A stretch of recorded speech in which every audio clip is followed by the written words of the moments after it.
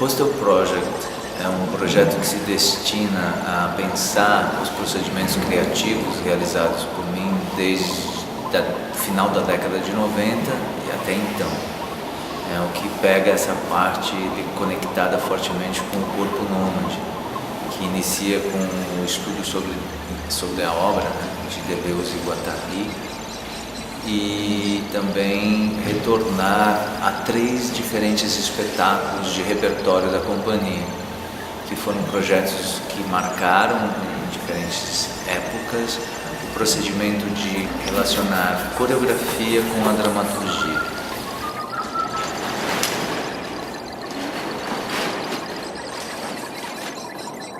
O último degrau da escada está com sono.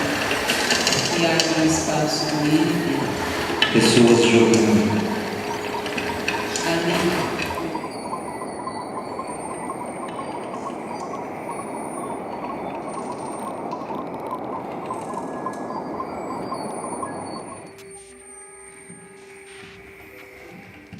Um dos projetos chama Things Favela Maloca as Coisas, que foi realizado em 1999, o qual fomos à favela do Gato e às aldeias dos índios guaranis do Pico do Jaraguá e de Parelheiros, aqui na periferia de São Paulo. E o outro espetáculo é Algum Lugar Fora do Mundo, que teve um procedimento de um acampamento performático com diferentes tendas, e cada tenda com um tema, com um poeta, com um escritor, que servia como fonte inspiratória tanto para o intérprete quanto para toda a concepção do trabalho. E o terceiro projeto de espetáculo de repertório que nós selecionamos para esse Hostel Project, para hospedar nesse projeto, é o Barulho Indiscreto da Chuva. É um trabalho de 2008, onde nós utilizamos de um blogspot para realizar o levantamento de material poético, tanto por imagens quanto por textos e perguntas, conectada à indiscrição ou ao aspecto indiscreto de sensações que o corpo possa ter, por uma lembrança, por um sentimento ligado mesmo à ação de um movimento mais naturalmente falando, assim, um movimento que envolve a relação do corpo com essa memória que a pessoa levantava.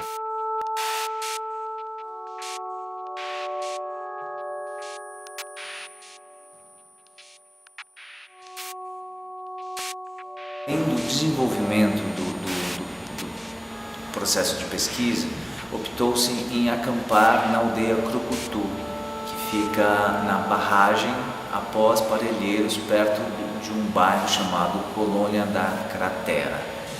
Então nós ficamos lá uns 2, 3 dias e buscamos entender um pouco mais o dia a dia deles e a necessidade que se tinha como primordial na questão de existência mesmo, né? E esses dias foram importantes para perceber um pouco, né? Para entender que o território de fato é uma coisa que preocupa totalmente eles hoje, de maneira completamente diferente de 1999, quando eu estive lá. E a conexão dessa vez, além da questão política, em outro extremo, teve uma presença forte das crianças. Existem hoje um número bem maior de crianças do que existia em 99. Todas as vezes que nós fomos, a surpresa e a alegria maior que ficava como rastro era a recepção das crianças, o olhar das crianças, a movimentação das crianças. Era meio como um fairy tale, assim, um conto de fadas, né? A história que o surgimento da a água e a pedra, né? Antigamente tinha uma aldeia no morro, né? E tinha um Tchondaro que era filho do pajé. As mulheres da aldeia sempre queriam casar com esse jovem que era mais bonito, não sei. Então ele sempre ia no rio pescar, ia para sua comunidade, né? Então sempre ia no rio, nesse processo de ir, vai e volta de novo, ele viu uma flor dentro da água, né? Ele foi nadar e pegou essa flor. Então quando ele pegou essa flor, ele sentiu um aroma, né, diferente, né? Começou a cheirar, então ele ficou meio zonzo, né, depois daquele cheiro. Então ele começou a ficar zonzo, ele caiu na água. Então ele caiu na água e foi pro fundo. Então quando ele afundou na água, então viu uma moça dentro da água, né?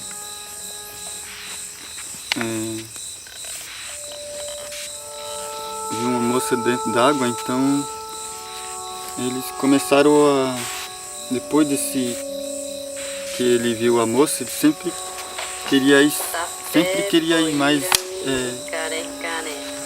direto na cachoeira só para ver essa moça, né? Só que era na verdade uma moça que não existia, só existia na cabeça dele.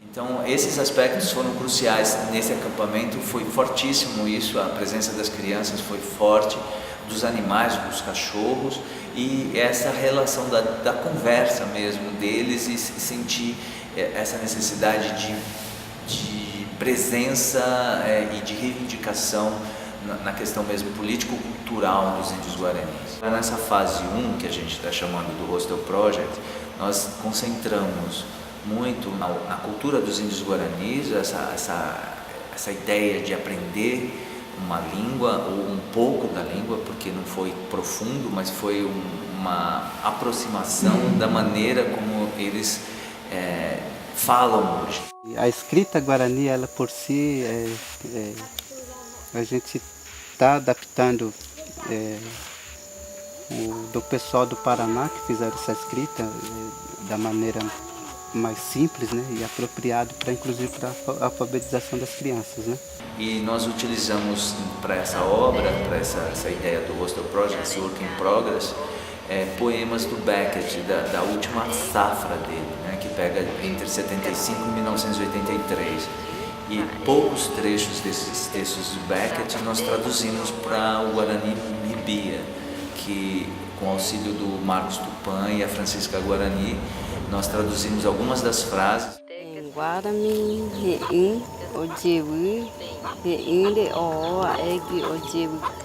E o foco primordial dessa fase 1 foi muito, de fato, sentir essa diferença de 99 para 2014 dos índios guaranis, pessoas que eu encontrei na época de 99 e tentando rever agora, depois desses anos que passaram. Algumas pessoas já de fato faleceram, os que eram crianças já são professores nas escolas das aldeias, e esse espetáculo surge dessa conversa, desse diálogo, de entender hoje o desejo do povo indígena, né, Guarani, qual a preocupação deles, tanto no aspecto social, cultural e político. e resultou em algumas cenas que nós estamos de fato nesse work in progress dessa fase, experimentando e mixando e fazendo disso o surgimento da coreodramatografia. Nós optamos em utilizar umas casas de cachorro, casas de criança, de boneca, que estão aqui como cenário e como também maneira de mostrar essa ocupação do espaço, esse esgotamento de ocupar um espaço e da necessidade de ter esse lugar onde viver, onde construir uma aldeia, uma tribo, uma história. E no diálogo com textos do Beckett, que pega o despovoador, no caso que a gente escolheu, o caminho, a companhia, ele aborda e demonstra que existe um esgotamento do espaço em si, né? Mais do que o próprio cansaço. E é um momento forte para os guaranis com relação à territorialidade e a questão também da desterritorialidade. Viver 40, 50 famílias nesse espaço aqui de 25 hectares, né? E não ver perspectiva, né? de que um dia ter esse reconhecimento era muito difícil, assim. Junto com a comunidade nós vimos a necessidade de discutir a expansão da terra aqui das aldeias, porque as famílias estavam aumentando, nós não temos aqui o material para o artesanato, nós não temos a matéria-prima para fazer as casas, casinhas tradicionais, né, que é coberto de sapé ou de taquara.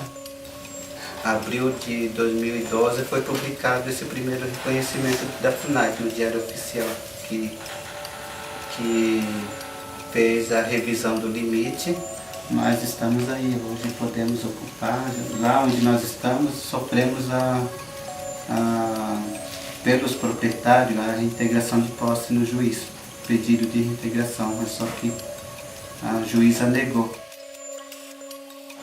E essa conversa continua, a gente entende que é extremamente complexo pensar numa maneira de sistematizar ou um jeito sistêmico de pensar tudo isso, porque envolve uma organização que, no caso, segue a própria característica da linguagem da companhia, que é buscar uma conversa mais orgânica de entendimento, tanto de quem faz a luz, a iluminação, como quem faz o vídeo, como os próprios intérpretes, como quem vai conceber o figurino, como surge esse figurino.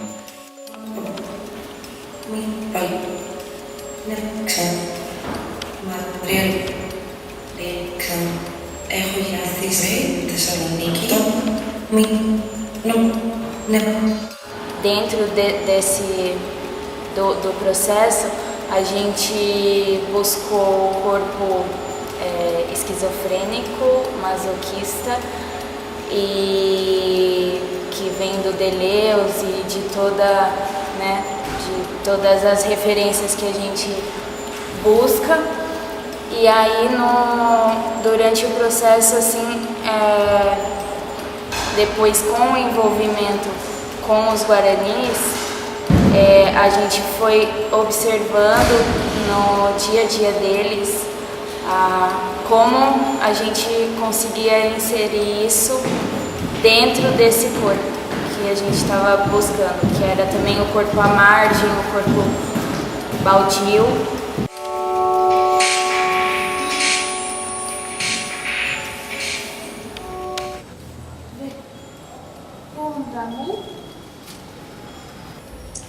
Olha a maçã do amor.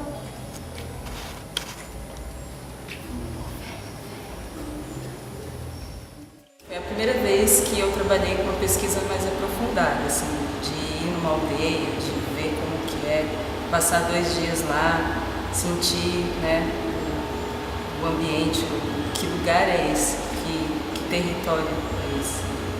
E foi muito importante, assim, ter ido, porque a gente vai para pesquisar, mas a gente vai também para pensar muitas coisas, né, sobre a gente mesmo, até, sobre a gente como artista, como pessoa. Então, tudo isso a gente traz um pouco para quando a gente está em cena ou para quando a gente está montando alguma coisa, criando, né? Sempre tem essa leitura dos lugares onde a gente esteve, né? Já tinha feito aula com o João antes, em 99, 2000, né? Foi quando eu fiz a aula. E, assim, eu tenho a sensação de algumas coisas da aula de lá de trás e fazer hoje com outra experiência, porque naquela época eu estava começando. Então, foi bem, assim, diferente, mas ao mesmo tempo foi resgate, porque assim, eu tinha muitas sensações da aula que eu fazia antes, né? E hoje ela é um resgate de tudo isso. Na verdade, fazer de novo a aula foi um resgate daquela sensação que ficou lá atrás e que foi bem legal, assim, descobrir isso de novo, acessar isso de novo.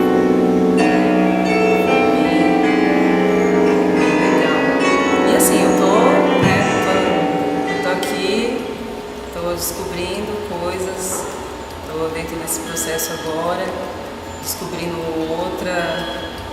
outra maneira de fazer, outra pesquisa. Então, é um processo. Eu acho que a gente está toda hora modificando, toda hora transformando.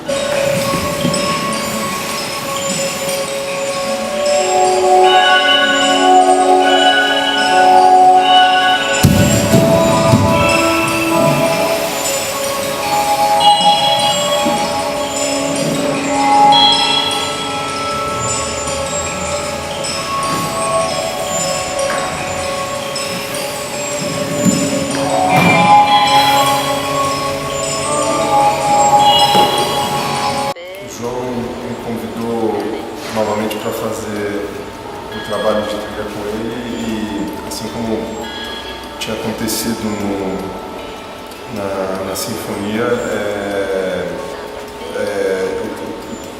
o material inicial é gerado a partir de umas sessões de improvisação, né? Ele deu para mim uma série de informações da proposta, do que estava, referências mesmo, e a partir daí eu vim com o meu material realmente, digamos assim, interagir com um laboratório que ele mesmo cria junto com o corpo de dança, né?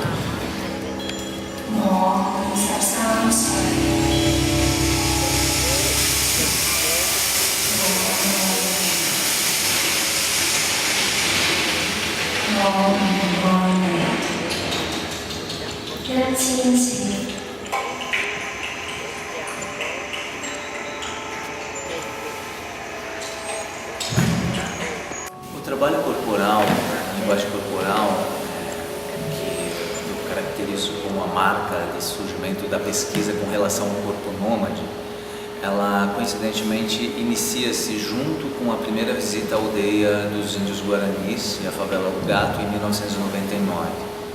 Eu fui convidado em 1999 por Celso Uri, na Oswald de Andrade, na época ele era o coordenador da Oswald de Andrade, em residir lá durante 3 meses. Nessa residência na Oficina Cultural Oswald de Andrade, eu tive um núcleo de bailarinos, de 6 bailarinos trabalhando comigo. Nós apuramos esse formato da aula, do trabalho técnico que hoje existe. Eu organizei toda a vivência da década de 80 e 90, tanto aqui no Brasil quanto nos Estados Unidos e na Holanda, para criar um procedimento de preparar o corpo do intérprete, para acordar o sistema respiratório, o cardiovascular, partindo do sistema esquelético. Então todo o trabalho de chão, ele é pensado em liberar as articulações, tanto as sinoviais quanto as membranosas, e expandir as caixas, tanto craniana, torácica e pélvica, para o esqueleto axial, para receber tanto as informações, os inputs de imagens que fazem conexão com a dramaturgia, como de sensações mesmo, de início de movimento, a relação mais orgânica com o pensar, o lado de dentro do corpo e o lado de fora. Então, em 99 inicia esse procedimento, que estende em 2000, 2001, 2002, 2003, 2004, intensamente. Então, a volta ao mundo, onde a gente trabalha as direções do espaço, frente, diagonal, lado, diagonal trás, diagonal trás do outro lado, diagonal frente e frente, tanto para um lado quanto para o outro, busca essa relação de achar o centro desse peso, desse corpo na horizontal.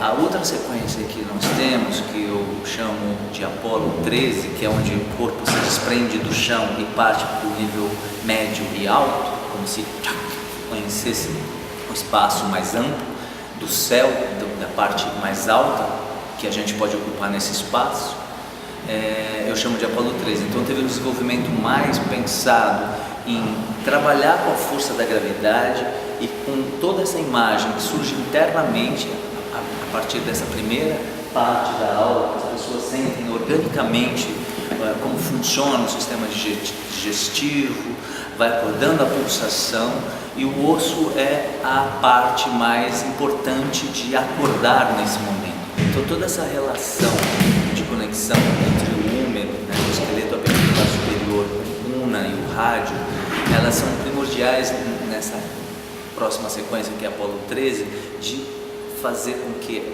a movimentação fique mais fluida no sentido do plano baixo, médio e alto.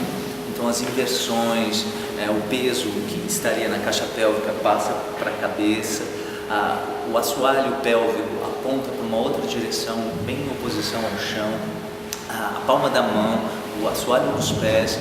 Então essa relação de inversão de cima e embaixo ajuda com que nós desenvolvemos assim uma maneira de usar menos o cérebro, ou seja, menos racional.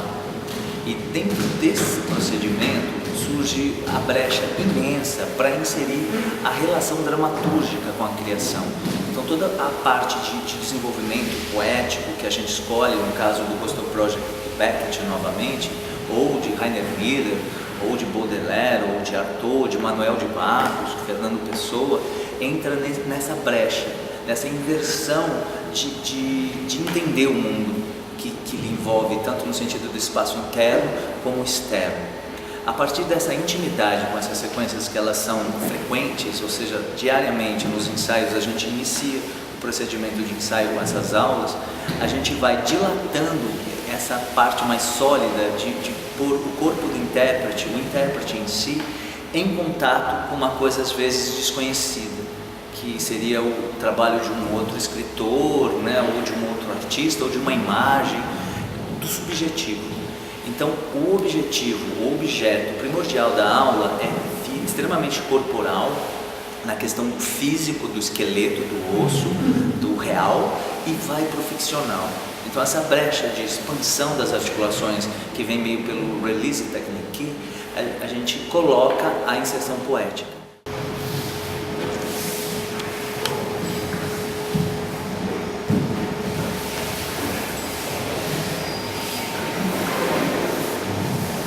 É um trabalho que esse projeto mostrou e indica que precisa de fato um tempo maior para a digestão disso tudo.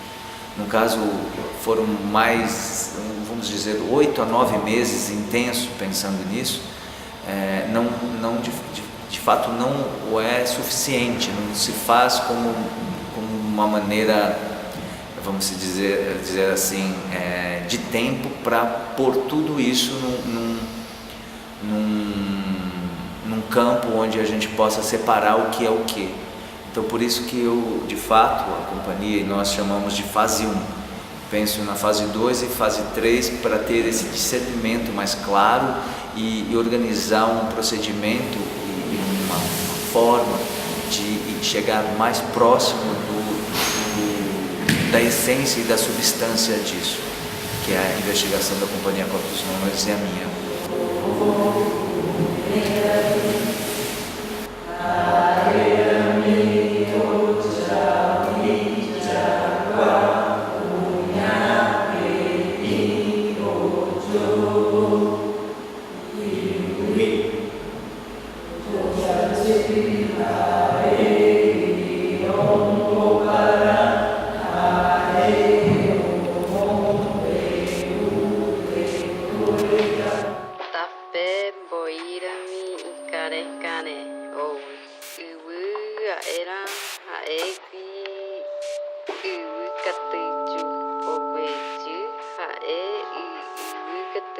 tapé nhoanchi. Mbiteki ju oirami daijuaui iwateka iwikatu ketei. Tapé oin daevei iwaterami daevei iwikatu. Aewu tekatiriverama ove hama haeve. Tengue iwatekatu ekwe noi chan veima ojapocheo egi ojapo begui oguata o iwaterami iwikatu onyembotu ri hae o haeki awate hae okuta ojapo nyoichi kulturami haewu omombeu nomu mbowu papu